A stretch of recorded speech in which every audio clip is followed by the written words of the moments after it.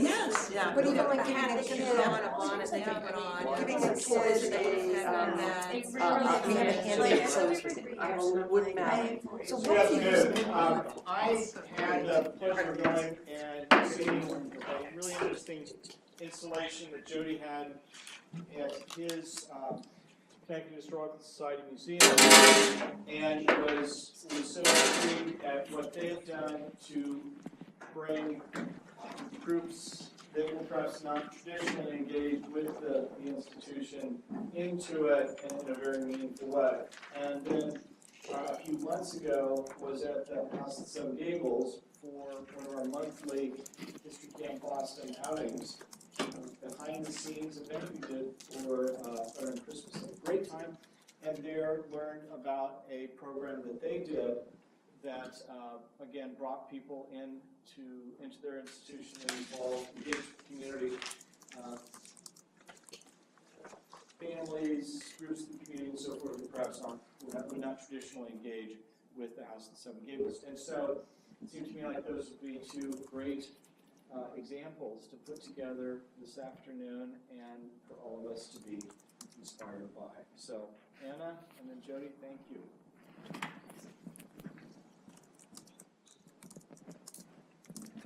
Thank you, and thank you for being here. And let me know if my voice projects well, okay?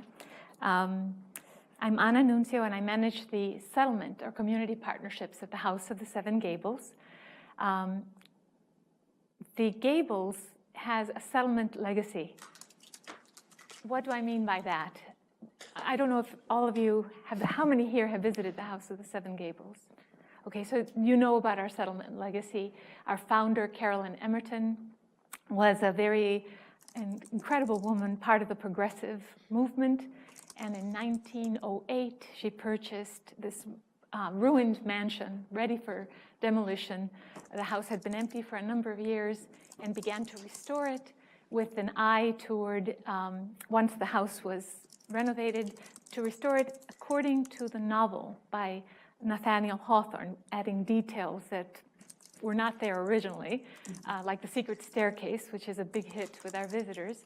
But she restored it with the aim specifically of opening it up as a museum and using the proceeds to fund her settlement programs.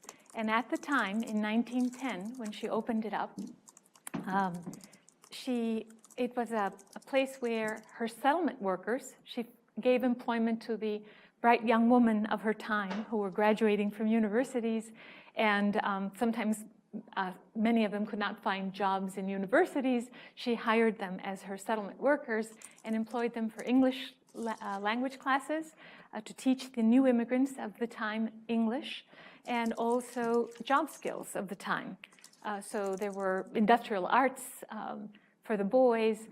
For the young women, there was sewing and household skills, because many of the young women of the time were becoming servants in the various homes of the wealthy, both in Boston and in Salem. So the immigrants of that time in 1910 were mostly from Eastern Europe, Polish, Russian Jews, Albanians. Syria appears among the list of the earliest immigrants, and they all passed through the house. In the settlement programs were being run on site on another house that's no longer there, that was a part of the property. And they are getting this training in English language skills and also job skills for the time. Their children and families were brought in, mostly Polish at that time. But we saw in the area where the museum is located, it's far now from the Point neighborhood.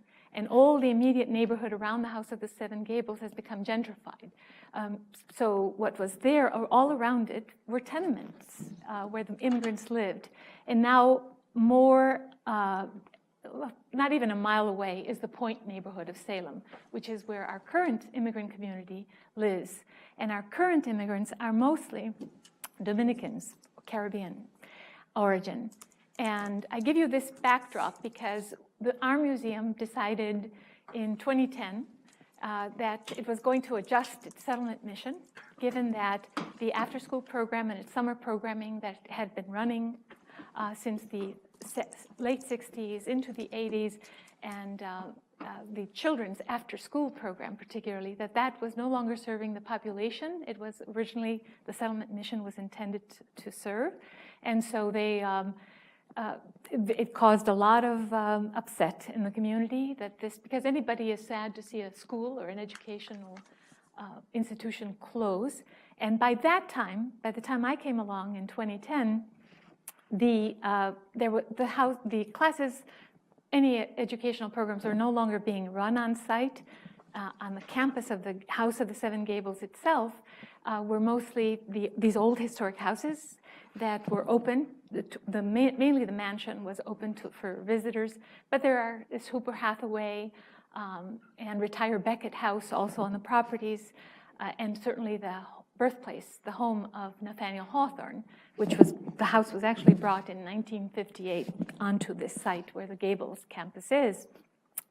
Where were the classes being held, this after-school program and the summer program? They were being held in a building across the street.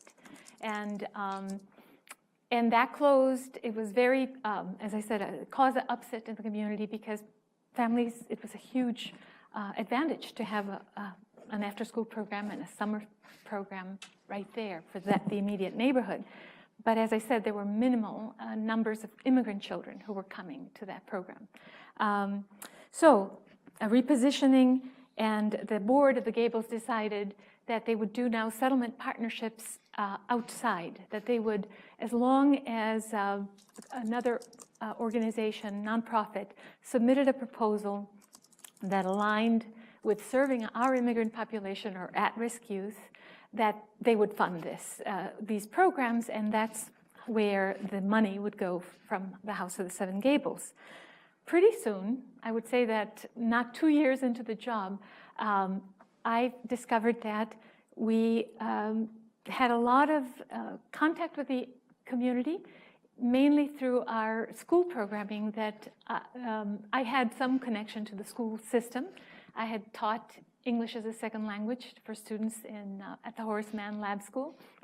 And my first language is Spanish, and so the community already knew me from that context, and they came to the museum in bigger numbers. It started off small, but then our director at the time said, why not do a summer program? And let's do it in the building across the street, which the Gables still owned.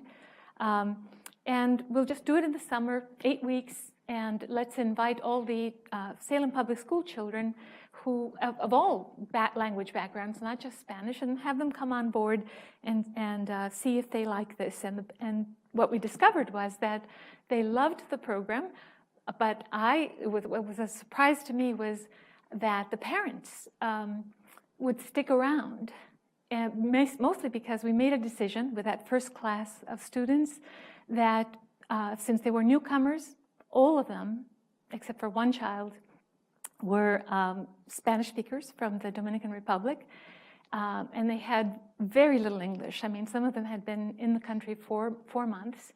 The parents would linger at the door because we were delivering some of the concepts to teachers, myself and another teacher, in Spanish. So it was our own delivery of curriculum, much not as intense as what is needed in the schools, but a summer enrichment program about Salem history in Spanish, and the parents would stay at the door and want more for themselves to learn about Salem history.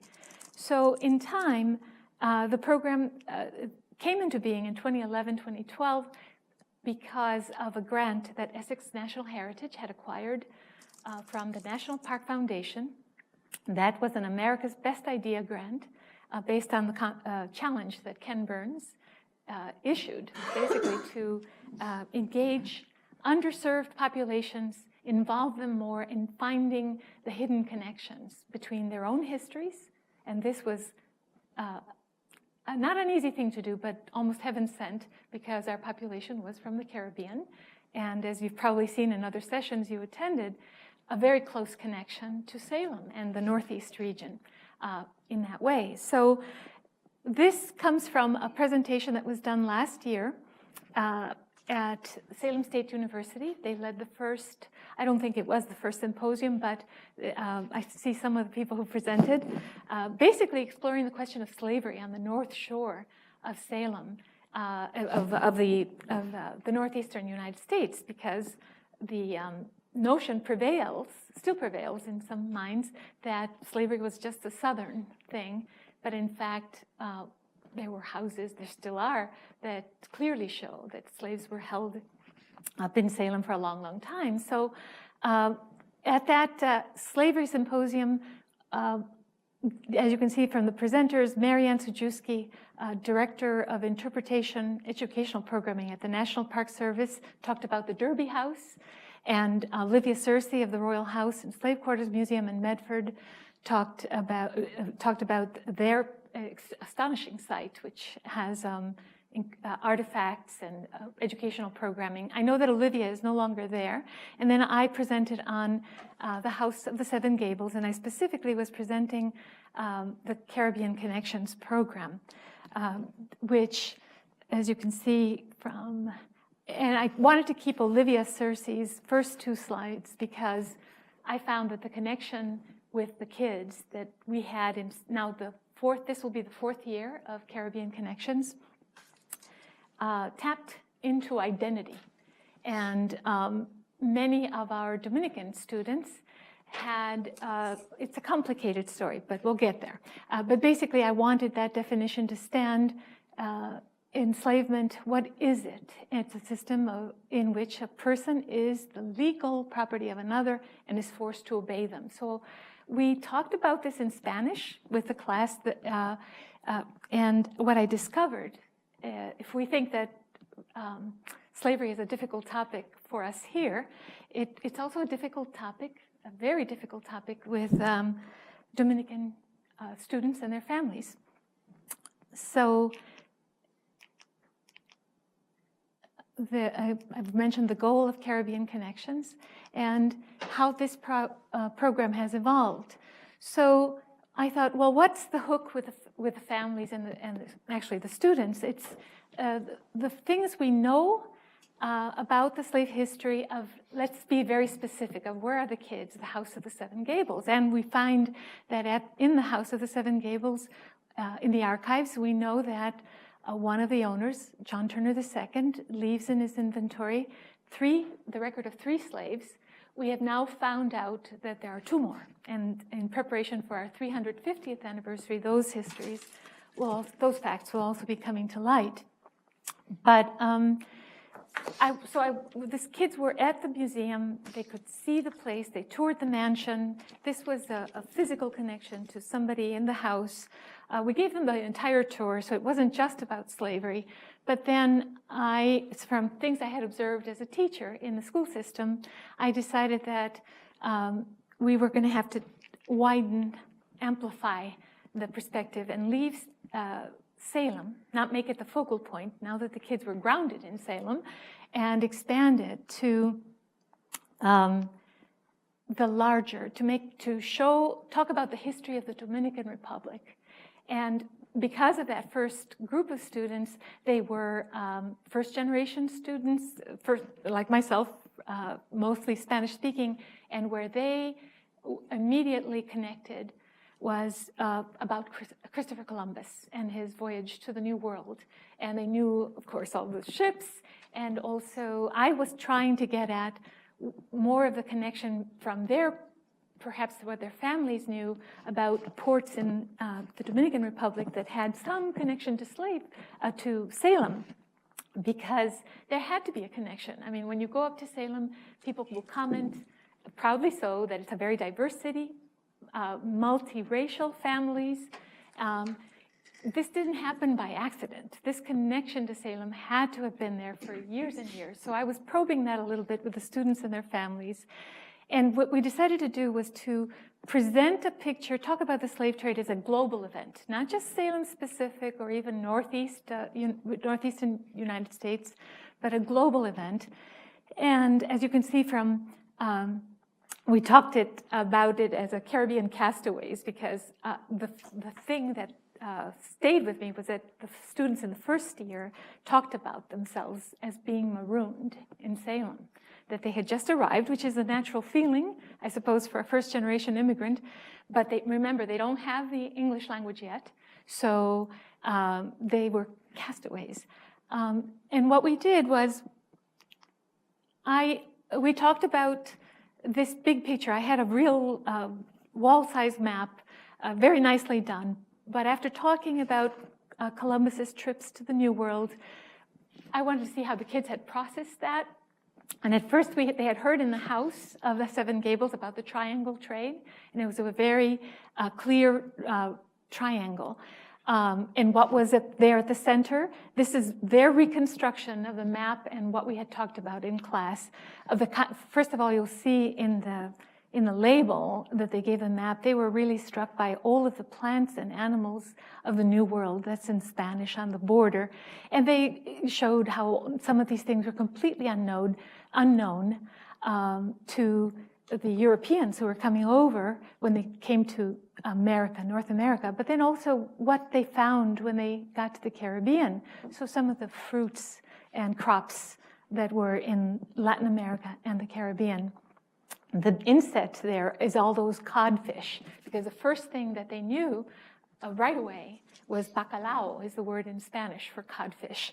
And it really struck one child. He had to draw a picture of all the codfish jumping out of the water, as the settlers said in Salem, that it was brimming with codfish.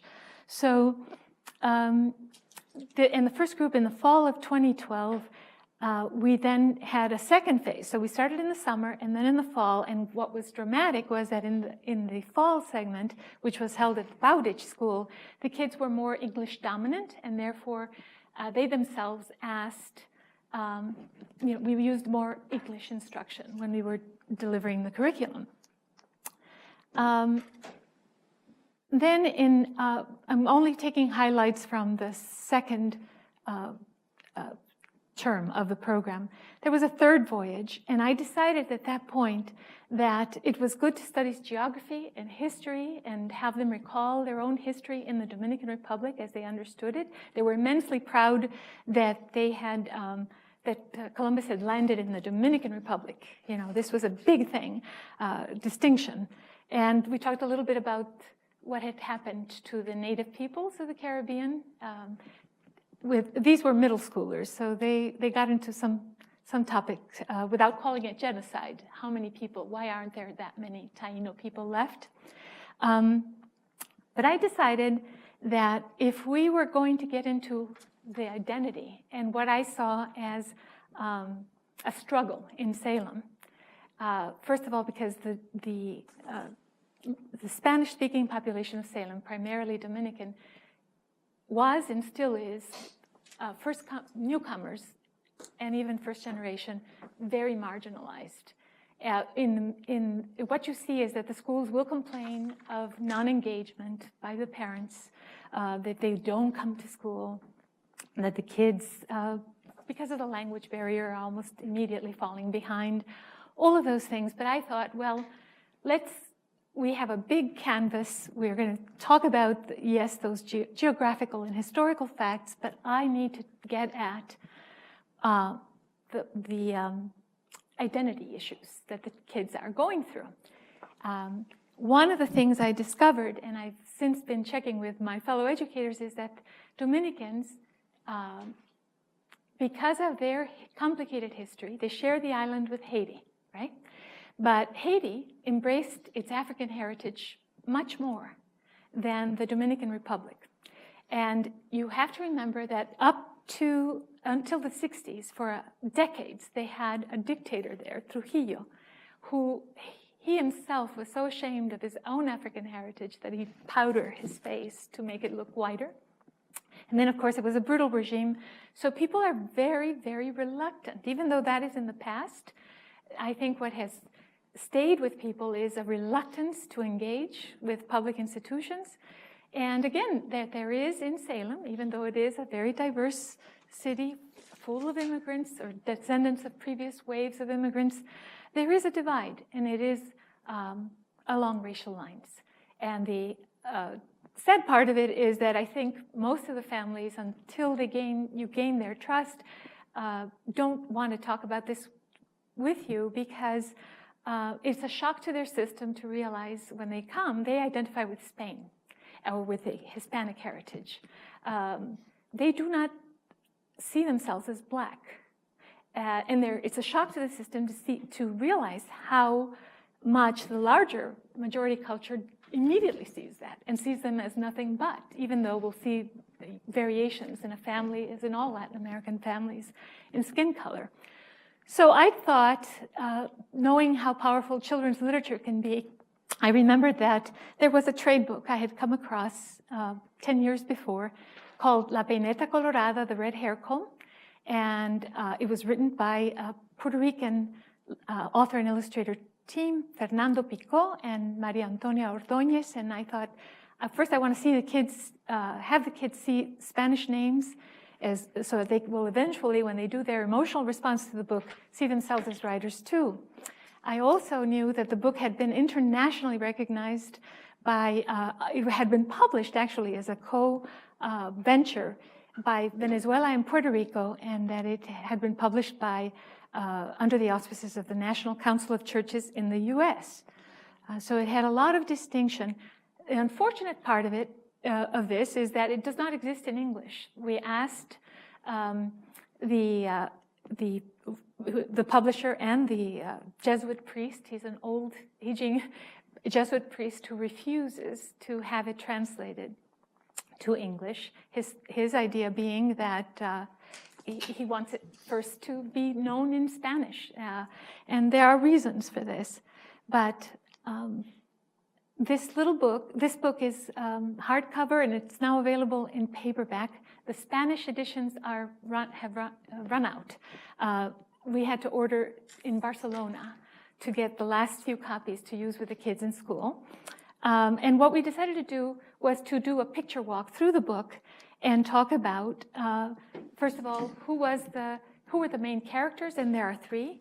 There's a foreman, because it takes place in Puerto Rico, in the city, what is now a city of Rio Piedras. It's based on an actual historical note that appears at the end. And the reason I wanted to include this note was that there were varying dates of emancipation and formal abolition of slavery throughout the Caribbean, but we know that in Puerto Rico, that's the date when the Spanish National Assembly finally abolishes slavery in Puerto Rico. A note at the back of the book was the source of inspiration, because in the General Archives of Puerto Rico, we see in the mayoral minutes that it's based on a real historical incident, that there is a man named Pedro Calderón, who's one of the main characters, a moreno, who is literally a brown man in Spanish, who claims and receives the established sum of 8 pesos for the capture of each runaway slave that he turns into the authorities. And then there are other, in Spanish, sources that talk about runaways and cimarrones. And the thing that caught my attention was how the book mentioned that there was a lack of cooperation from the people in the area of where this incident took place towards the authorities who are hunting down runaway slaves. So that's one of the scenes from the book where the little girl Vitita discovers and then has a moral choice to make about the runaway slave. And that what we see is the astonishing array of descriptive words in the glossary that's also at the end of the book to indicate those gradations of skin color. So this whole issue of blackness is in there. It's in that book to be unlocked. So we use that book, and we will use it again. But there are a number of other great children's books that are coming to the fore that talk about that history of slavery in the Caribbean, and that really bring this book home. So the schools have asked for it, and we plan to have that and other books written on immigration now that have been brought to our attention. We're going to be real tight on time. Give Jody a chance to take Sure, of course. Do you want to Thank you. switch to Oh, here? yes. Here we go. Wonderful program. Okay. Thank you. Oh, can you hear me? Yes. Great. So my name is Jody Blankenship. I'm the CEO of the Connecticut Historical Society. And for those of you who have never been to the CHS, we are located in Hartford. We're a statewide organization, completely private. We have about between 4.5 and 5 million items in our collections. They make up three-dimensional objects, furniture, textiles, what have you, manuscripts, audiovisual, rare books. We have roughly a $3 million budget and about 35 staff. About a year ago, well, I should back up a little bit. CHS within the community, probably the larger Connecticut community, has always been seen as one of the older staid organizations, scholar-oriented, what have you, and maybe not always seen as an institution that was as welcoming as it could be for the variety of ethnic groups that are in Connecticut. In fact, I'm not from Connecticut, I'm from the Midwest. I don't know if you saw that internet joke going around. If your state was a person in a bar, who would they be? Connecticut was an affluent white woman sitting at the bar, sipping a martini and silently judging everyone else. Coming to Connecticut from the Midwest, I thought that's what it would be. But when I actually got to Connecticut, I realized there are just waves and waves and waves of immigrants that have come to the state, have been changed by the state, and have changed the state. And so we had this phenomenal opportunity about a year after I got there to adopt the state folklife program, which has this onerous name called we call it CHAP, Connecticut Cultural Heritage Arts Program. It's a wonderful program, bad name, but great program. And one of the things that we brought with CHAP was a program called MOS. So I'm going to show you a quick video here we did that just explains the program. If the speakers don't work, I'm going to put the mic up to it. We love videos. MASS is a cultural program designed to teach teenagers about their heritage and prepare them for school, employment, and life.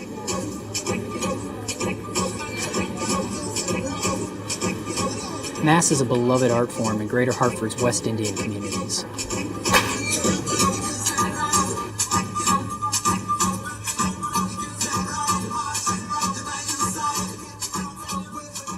MASS is short for masquerade. The beautiful costumes that the teens design and create express our region's Caribbean identity and heritage. They are similar to those worn in West Indian celebrations around the world.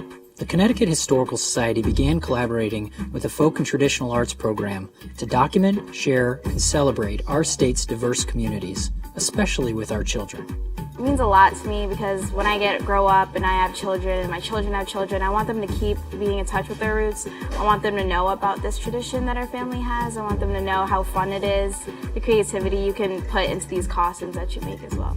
It teaches them work experience, or what to expect when they go out in the workplace, and a little bit excitement when they get the first paycheck in their life. The curriculum includes designing, creation, stitching and sewing, feathering, and costume wire bending. And then we do dance and displaying of the costume. This MASS Camp project is a perfect example of how we have taken an existing tradition and developed it into a jobs program, but also we've brought it to the parade and added MASS band participants into an existing cultural tradition in Hartford. Our first exhibit is focused on those who have brought their knowledge, artistry, and tradition from the Caribbean nations. My mother's Jamaican, my father's African, and with this camp it kind of showed me like a different side of my Jamaican side, showing me other like the fun parts of it, the festivals and everything. I've never been to Jamaica yet, so when I get to visit, at least I know a little bit more about it. Most of them are born here, so they don't know too much about their own culture. So we train them into it, and they love it. At the Connecticut Historical Society, we're excited to share the tremendous energy and pride of Hartford's West Indian community. It makes them see something else in them. It's like, oh wow, I can do that. I'm capable of learning a whole dance. I'm capable of remembering it and executing it the right way. And I love when they step out of their comfort zones and they do it. To see them coming back year after year That's my happiness and satisfaction to see the kids, happy and delighted to be part of it. Connecticut has the third largest Caribbean population in the country. This new collaboration will shine a light on the contributions of Connecticut's Caribbeans. I think we formed a real partnership we've been waiting for years. I am hoping that we could get more people involved. Instead of just Hartford students, we would like to get Connecticut students involved on this program. This project will be the first of many programs that celebrate our diverse communities past and present, while helping to shape a brighter future by connecting you and the story of Connecticut.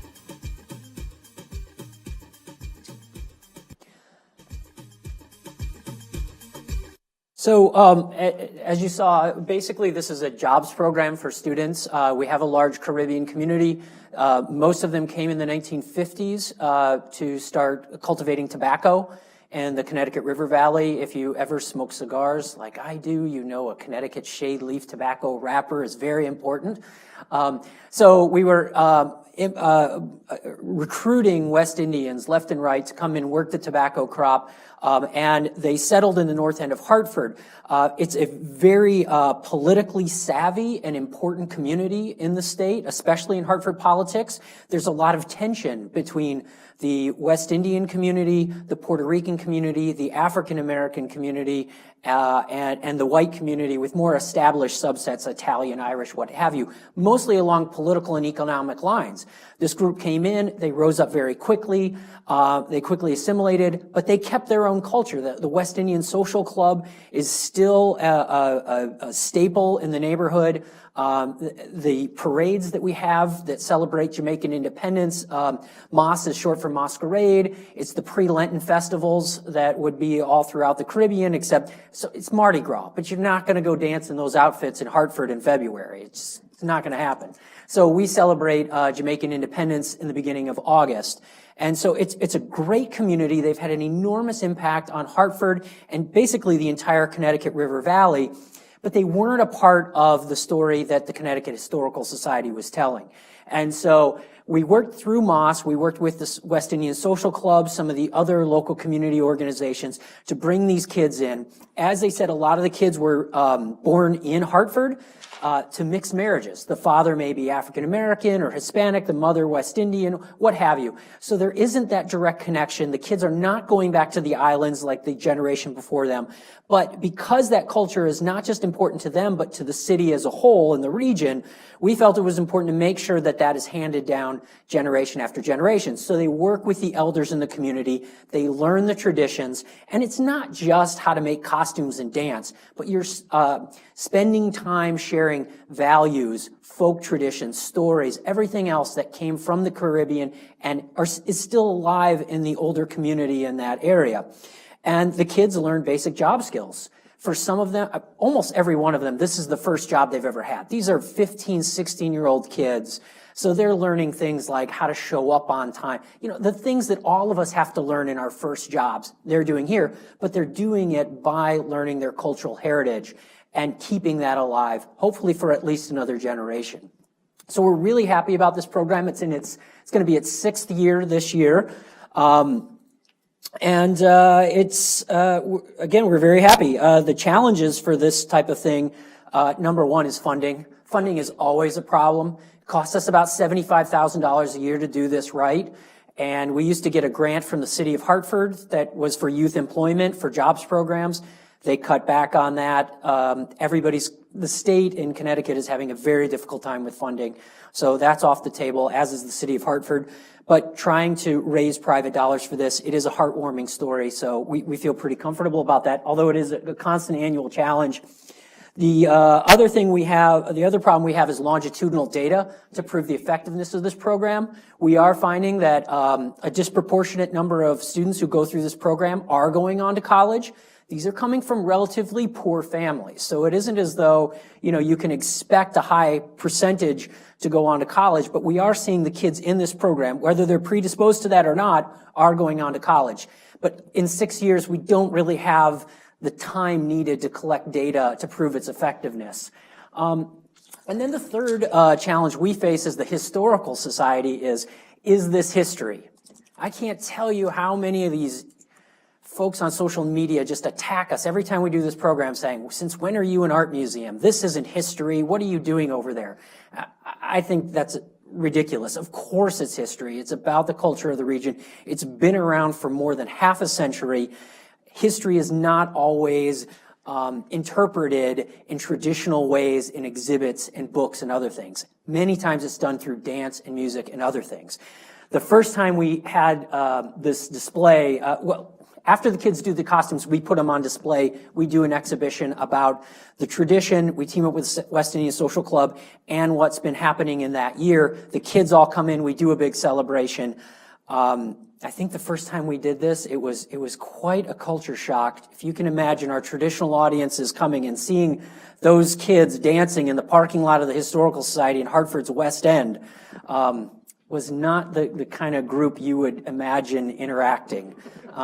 But since then, it's really been welcome, and it's helped us forge a strong relationship with that community and, frankly, with other minority communities that haven't been a part of CHS, because they're seeing this happen and they're saying, now it's time for us to tell our story at CHS.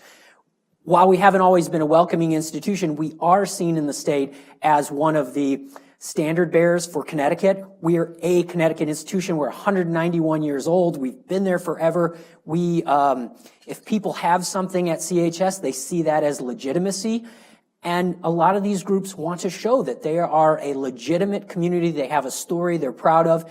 And one of the ways they do that is by displaying their story at the Connecticut Historical Society. And for us, I think that's been a wonderful opportunity to build bridges with the variety of communities all over the state. So this is West Indian community. On Thursday, we're opening up an exhibit on the Finnish community in northeastern Connecticut. I can't pronounce the title of the exhibit, but there's a sauna being built in the hallway. It's worth seeing. So please come check it out. Great. Thank you.